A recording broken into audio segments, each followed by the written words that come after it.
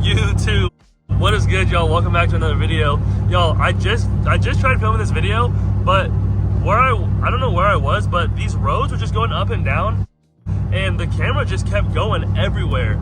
Obviously because I'm holding it, and you know, I just didn't really like that. I didn't want y'all having to watch and you're getting a headache watching it. You know, back in the day, those home videos where, you know, somebody's holding the camera but they don't have stabilization, so it's all over the place. Yeah, it was kind of like one of those. So I squashed it, and I said, you know what? If I can find some decent road, like right here, we'll give it another shot. So basically, y'all, I'm talking about why I picked a BK2 over a BK1. Now, quick backstory, I've had 3 Genesis Coupes. All of them have actually been 2013s, and they've all been black. So the first one was a 2.0T R-Spec, then a 3.8 track, and then this one, which is Gimme, the one I'm driving currently, which is another 2.0T. So I guess going off of the pattern, the next one has to be a 3.8. Who knows?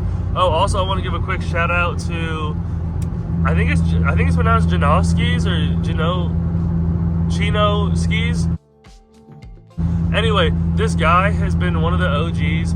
I remember when I first found about the M&S bumper, I was asking him questions because he was really one of the only guys that was running it at the time, because, you know, he was one of the first, and he was just giving me a whole bunch of, you know, heads up and his opinions and what he liked, didn't like.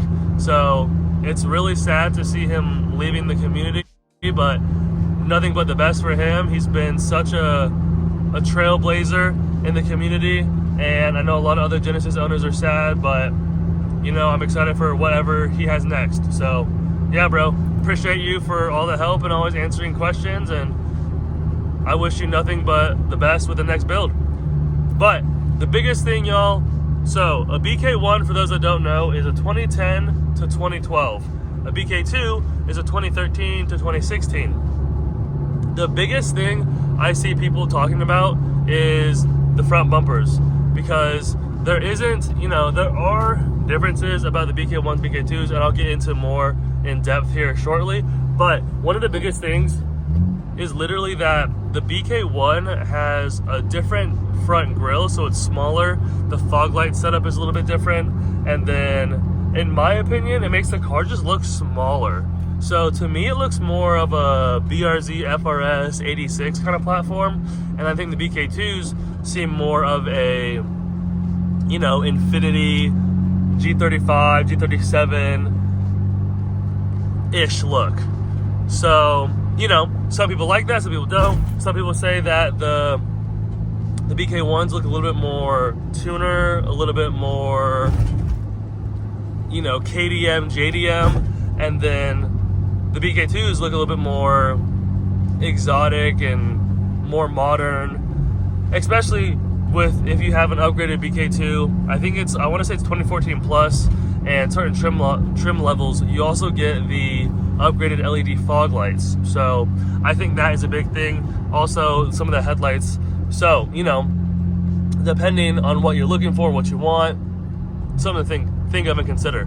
Also, make sure you guys do look out for different trims, because it makes a big difference. You know, some people really prefer creature comforts. So one of the things I want to touch on is the BK1s. They just don't have as many creature comfort, you know, items, accessories. And if that's something that you really care about, you know, if you're someone that really cares about having cruise control, having a sunroof, having nicer speakers, all of that stuff, I really recommend looking into that. I also might make a video at some point doing different trim models or trim levels, just so I can break it down for everyone, because I don't think I've seen one of those videos before. But going on, interior. Now, this is honestly my biggest thing, because I like the exterior. Okay, honestly, real quick, before I get into the interior, I will also touch upon, there is also the taillights that are different, but I mean, no one's rocking those BK1 tails, and if you like them, then you know what, to each their own, but those things are hideous. The only thing that makes them really different, I mean, physically, is that the BK1 tails are going to be a bit smoother, and then the BK2s kind of protrude so they come out a little bit. So if you're looking at certain angles, you know, the BK2 is going to be almost chunkier. Again, to each their own, but you don't really see anyone modifying those BK1s for a reason. So, going on to interior. Y'all, interior is one of the biggest things for me. Y'all know that, you know, steering wheel, short throw, shift knob, seats, all of that stuff really does matter to me because it's stuff that you touch all the time. You know, you don't touch the outside of your car every time you drive it necessarily, you know? So a big thing for me, there's a lot of different things with the BK2 that are just upgraded. One of the biggest things when I first got into the cars is that when you start the car, it says welcome with the Hyundai logo, the H, and then when you shut it down, it says goodbye. When I saw that, I thought it was so sick because it reminded me of the Evos and how the Evos have, I don't know if they have something that welcomes you, but they have, you know, in the gauge cluster, they have something built in the middle. And I like that, you know, because I love Evos and I wanted something that was, you know, anything that was similar. I was like, oh man, that's so cool, you know. So gauges is one of the biggest things. The BK1 gauges are, I mean, I'm not a huge fan. They're pretty rough looking. They're really boring looking. And then also for the BK2s, the infotainment center area part. So this one is a base, so it's just gonna have this blue screen. And they didn't actually upgrade that until I wanna say 2015 or 2016. And it looks a lot more modern. It looks a lot better. I think the blue looks kind of cheap, and it also doesn't really match the even of the blues on some of the other interior lighting. Also, this panel right here is also something that I think is really, really important because I think it just looks a lot more modern. I think it looks cleaner. Now the BK1s, it's a lot simpler. They don't have, you know, the buttons, and you don't have the gauges. So another big selling point for a lot of people is that they like that the BK2s have these gauges. Now, are they the best gauges? No. Do people think that they're cool? Yes. So, and then the last thing I want to touch on about the interior, y'all, is the headliner.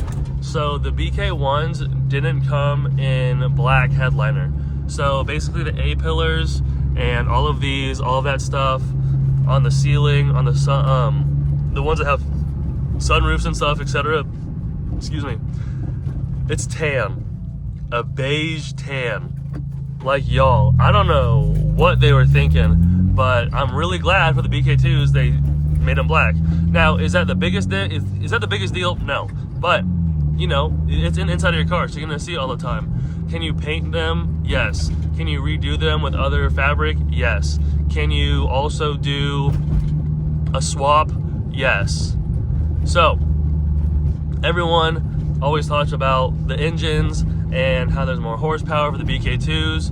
Yes, that's, you know, it's kind of a common thing, so I'm not really going to touch on it too much, but I'm going to just briefly say, you know, the BK1 2.0 Ts, I want to say have about 210 horsepower, so, I mean, driving an FRS BRZ, and it has a turbo, so I don't know why it's so slow, but you get a BK2 2.0, and I want to say it bumps it up to, I think it's 268 or something around there.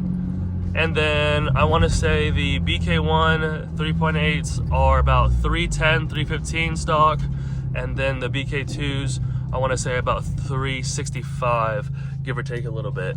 But yeah, I mean, there's a lot more I can talk about. I just want to kind of go over the basics. Basically, BK1s and BK2s, they're both great. I love them both. I've yet to have a BK1, so I do need to get a BK1 at some point. I would really love a yellow BK1, so if anyone, you know, is out there and has one and wants to donate to Landlocked Motorsports, it'd be much appreciated. But yeah, y'all, that's gonna do it. I wanted to do a video just about this quick. I needed to get it out there, and this is a video that I keep forgetting to make, and I was like, you know what? I'm on this parts run. It'd be a great time to do it. And I also wanted to challenge myself to do a video where it's a straight shot. So I appreciate y'all as always. I'll see you on the next one. Peace and love.